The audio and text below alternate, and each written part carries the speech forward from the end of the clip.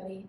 Today I just wanted to talk to you about some common misalignments I see in pigeon pose, which is why I think it is such a divisive posture. If you're not in the pose well, it probably doesn't feel very good.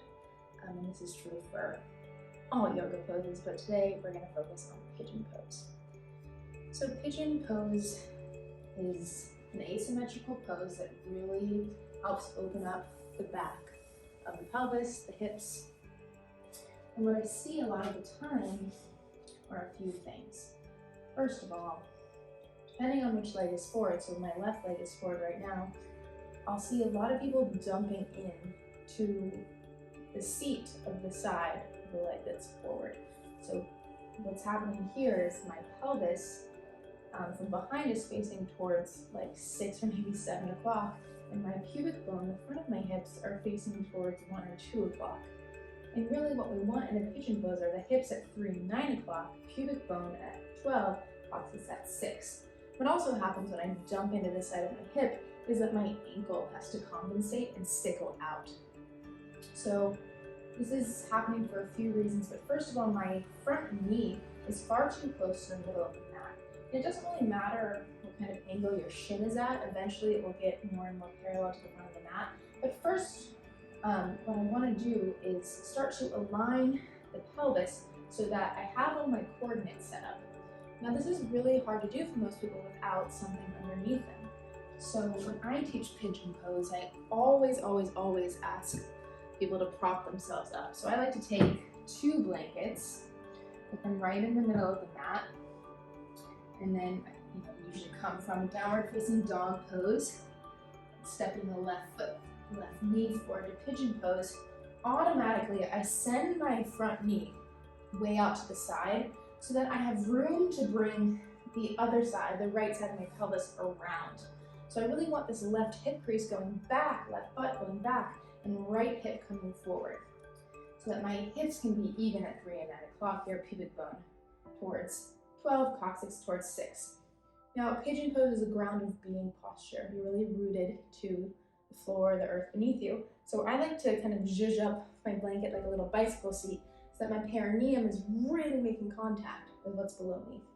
And then I'll take a look back at my right leg here and make sure my leg is coming right out of my butt and that my ankle is not sickling in or out. But I have all 10 or 5 toe knuckles really pressed in to the mat behind me.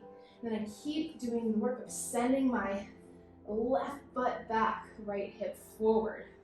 So you can think that you really want this left knee to go out on its own diagonal.